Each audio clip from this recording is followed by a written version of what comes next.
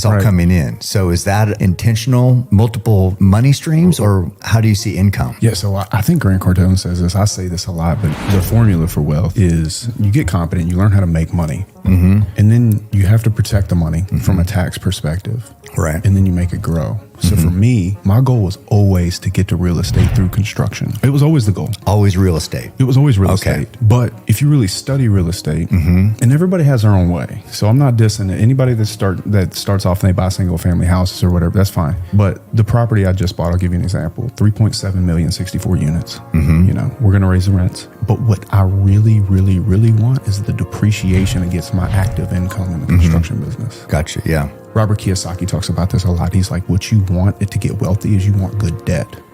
Good debt cash flows and depreciates. Okay. Good debt. Even like being young, and you said you want to be a millionaire by 30, where was that dreaming from? I mean, why was that? Because most people, you just want to get a good job. You want to get a job that pays the bills. Maybe if you play the game right, you can buy a house and a decent truck. So where'd this, I want to be a millionaire by 30 come? Overachieving, I guess. You know, it's funny. When I was 24, I set goals that I was not yet qualified to make. So when I got to 30 and I wasn't where I thought I was supposed to be, I was upset. But what I didn't realize, I'd gone from 2 guys in 1 truck to 5 trucks and 30 guys. So you're on your way up. You just was. Yeah, you just had huge aspirations. Man, you have that. All these big goals, millionaire by 30. Now the business was doing 2 million, 3 million at the time. But it's very hard to be profitable. I had scaling issues. I should have went bankrupt so many times. I remortgaged my house a bunch of times to cut. I've never missed a payroll. But I've been fucking close. I've been real close. I've had all kinds of things happen. I've had steel fall. I've had roofs leak. I've had guys get cut wide open. Oh man. I've had trucks stolen. I bought my own tools back from the pawn shop. You know, it's the game, you know. I took some hits. We pivoted about 4 years ago. Well, I think Grant Cardone says this. I say this a lot, but the formula for wealth is you get competent, you learn how to make money, and then you have to protect the money from a tax perspective. And then you make it grow. So good debt is like my property, but what I'm going to do is I'm going to hire an engineer to do a cost segregation study and depreciate the property. And the reason it's a major shift is that the government knows they're slow. So instead of them going out and trying to do it themselves, they'll create tax breaks. Or depreciations. So I want as much debt as I can get so I can depreciate against my active income. They know all the parts of the building, so they're very organized. I mean, my guys are, man. So when I'm like, hey, listen, Eric, tie off on the roof, but I don't do that anymore. I don't want, dude, I love you. I don't want to fight. Like, it's way less about ego and more about like, what can we do to get it done? How can I set the formula up and the plays up for it to run smoothly? Putting people in positions to succeed. If there was no platform for her to make this kind of money on, she wouldn't be doing it. And so the only thing that's out there is for her to make money with his easy way because he's weak ass fucking dudes. One quick thing. One thing I really appreciate about what you're saying, Justin, is that you're saying men need to take responsibility. Men should take responsibility which for I it, love. which is not a new thing. For us to flip it on the chicks now, I think is dumb. I would just argue that women are strong. We make choices. Women have no power of choice. Women have the power to decide the standards that we hold ourselves to and that we hold men to, and the kind of women we want to be, and the kind of role models we want to be for the next generation. Profit's not a bad word, and I don't want to be friends with a person I can't make money with. I've actually helped them build their business so they can even be in a position to invest with me in the first place. Let's make some fucking money together. I have no interest in playing fantasy football. And a lot of people have a bad connotation of money too. You know, it's funny, people think like rich people had to fuck people over. Yeah. The best people I've ever met in my life are rich people. They can give more. They can be in a place of where they're not in desperation. And desperate people are dangerous people. Yeah. It's not the bad man I'm worried about. It's the desperate man. And a lot of times people don't get to any kind of wealth or any kind of substantial business that can stay in the market for a long time if they're fucking people. Because that gets out very, very quickly. That's business 101. If you're thinking that, you know, rich men had to like fuck so many people over, you do realize there's the internet now where you can post bad reviews. You start off and you're not shit. As a man, you have to go earn it. Life as a man is hard, but I think the only way to fix the toxic masculinity problem and to make even women happier is to make men stronger so women can happily be inside the frame of a strong man. If there were more men that were worth getting behind, you would see more women happily get behind that man, but there's not enough. And so it's the men's responsibility to fix this and to get the word out that, listen, your life is going to be hard. That's the rite of passage. You get to have a difficult life. You get to go through pain. You get to risk everything.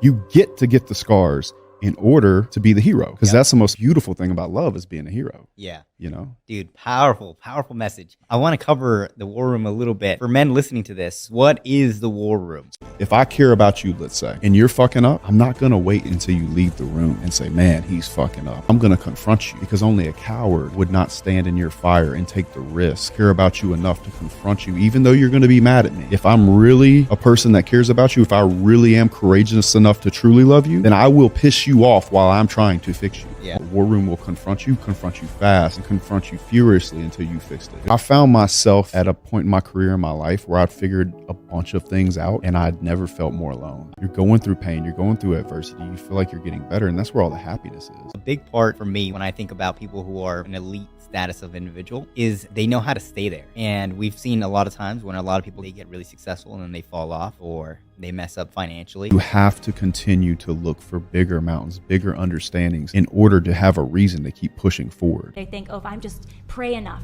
But a lot of the time God uses natural means, like a good therapist, a good psychiatrist, to help somebody through that. And so that's where the power of love comes in, a love that doesn't leave, a love that isn't based on feelings or desire, but a love that's based on choice. And I think deep down we're all wired for that. Even men that like you were saying, Justin, I want to be with multiple women and everything. I think deep down we want a love that stays, a love that lasts. And it is possible for everyone, every single person at this table. I guarantee you 1,000% it is possible for you. Not for asexual people. Yeah, I think what's most important when it comes to kids is their love in the house. Do they see love between their parents? I think that's probably true. And if you don't have fidelity and love, then you don't have the security and the opportunity for full vulnerability. But if your husband were to do something that was not okay with you whatsoever, to the point where you did not any longer want to be with him, whether that's cheating or something else, that's just a no for you. Would you leave them to just please your children and to keep your family together? So my position is and it's the position of the Catholic Church as well, which is that if you're in a situation in a marriage that's abusive, right? Well, I think the first step is working on yourself and your own development as a woman, becoming the best that you can be, and then having good standards for the man that you're going to be with. If she needs to heal from trauma from her childhood, a lot of us have baggage. I had baggage. Go get the therapy that you need. Well, the beauty of Catholicism is it's very much focused on the whole person, right? Let's not act like that's not the case. We invent, build, and maintain society. Yeah. The fact that despite how beautiful you are, you're stunning. The fact that you can make more money than the motherfucker that paved the road for me to get here is a joke. Yep. It's a fucking joke, and it's broken. Now, that's not disrespect to you, but one thing I will say about Dubai, if you want to bring Dubai back up, is that you can't do that shit in Dubai. Yeah. You can't. You can't. You can't even get on a porn site in Dubai if you wanted to. And what would they do to you in Dubai? Like, you just can't do it. No. They take it away. I'm all about people having their free rights and everything, but I do think Dubai gets that right, because if America doesn't do something to save the men so men can be good enough to get good, beautiful women like you ladies, then we are always going to have this problem regardless of religion. This is why we should ban porn in America.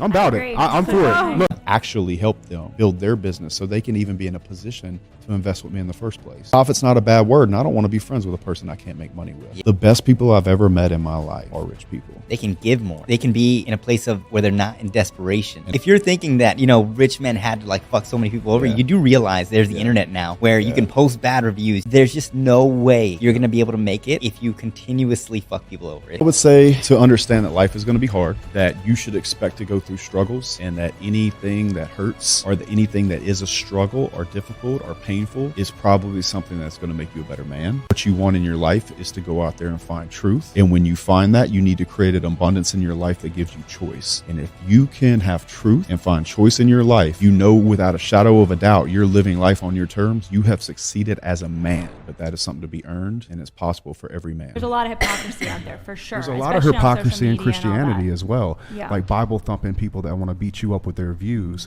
and ask silly questions about things that don't matter.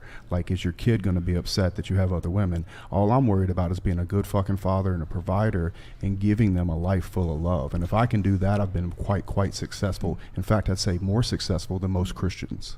So my understanding Shots of love, fired. my understanding of love is that it is totally wanting the best for the other person, and that it's committed, and that it's sacrificial, and that it's exclusive. No man that does anything great doesn't get attacked. If I am going to be worth my salt in my career doing this, I will be under attack. If not, I have not done anything worth attacking. No, but I can certainly tell the fucking truth. And a lot of times, especially with the men, they're having a hard time facing the truth because they've been told their whole life it's going to be okay. You need to go seek pain out, especially as a young guy. That's old man advice, by the way. You're helping these guys kind of understand that reality, right? She will love you until she finds a better option. Why do you think people have such a hatred towards something that I feel like is beneficial to the world? Then there becomes a whole group of people that make money from trying to expose masculinity in a toxic way. And they use things like toxic masculinity or allowing certain things to go on with their female or their girl as a mating strategy. So if you can go through that pain, you can get to the top of it. But I think the only way to fix the toxic masculinity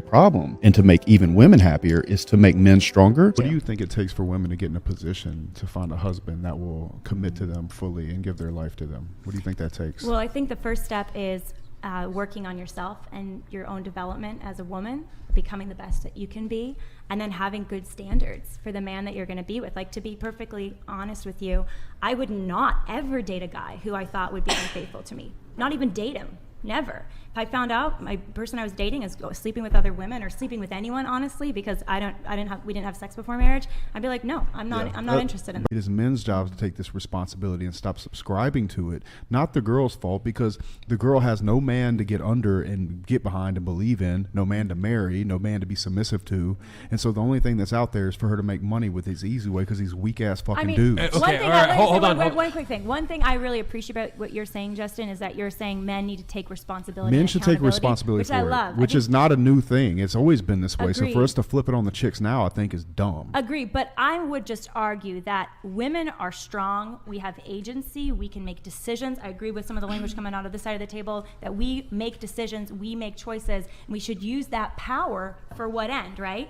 It's not like men have all the power, women have no power of choice. Women have the power to decide the standards that we hold ourselves to and that we hold men to, and the kind of women we want to be, and the kind of role models we want to be for the next generation, right? Do you think that when you commit your life to someone and you're going to build a family with them, do you think that should be done in community, so public? Yeah, I think that if your kids ask, you should tell them the truth 100%. There's no lie or nothing I would ever keep from a child of mine. Yeah. I think as somebody that was raised by a single mom, like, those things, they don't matter as much to your child as you think that they may. I think what's most important when it comes to kids is their love in the house. However, I'll put love first in front of marriage every day of the week, because people get married in America every weekend, putting the marriage and the Facebook pictures before the actual love. When I was 24, I set goals that I was not yet qualified to make. So when I got to 30 and I wasn't where I thought I was supposed to be, I was upset. Right. But what I didn't realize, I'd gone from 2 guys in 1 truck to 5 trucks and 30 guys. I just stayed in the same game long enough to take that jab enough time to eventually slip it. I found the systems and the structure that really worked for me. A lot of growth for me came from over systematizing the business and forgetting the people part for a little while.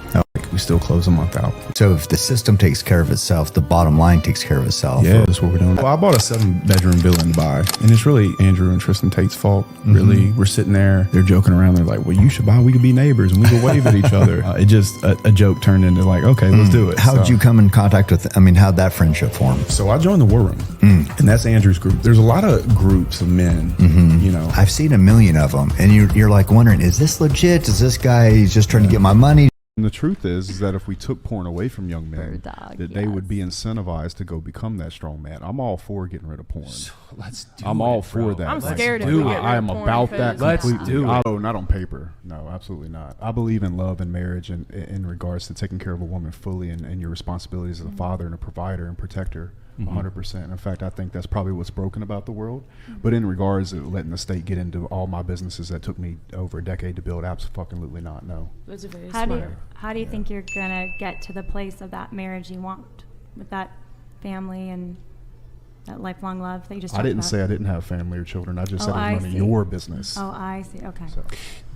So you want to keep it private, is what you're saying? That's what I said. I understand. Justin has I enemies. might have multiple family. Oh. You never know. I might like family more than you. So much I have 5. Do you think that's a good thing to have multiple families? I think it's good if there's one dad and there's not a bunch of step parents involved, and the dad can be the hero, and those 5 families live a 10x better life than they would have otherwise. Yes, ma'am, I do. But a lot of the time, God uses natural means, like a good therapist, a good psychiatrist, to help somebody through that. Love that doesn't leave, a love that isn't based on feelings or desire, but a love that's based on choice and to you. Do unto others how you'd want them to do to you, right? And so I think that's really, you mentioned a crisis of masculinity. We're going to have standards for the men, and that they need to rise to the occasion for us. But do you think that, she's like making noises. I think we were kind of all mostly agreeing, maybe not every single person, but most of us were agreeing that, porn has really hurt society at large, and we wouldn't want to be in a relationship with a man who looked at porn. A lot of men on OnlyFans are married men who are looking at the porn, and their wife is, they're being cheated on, basically. Right, then it's men's job to step up and take the market away. Men have always led the world. Why are we going to act like it's women's faults now?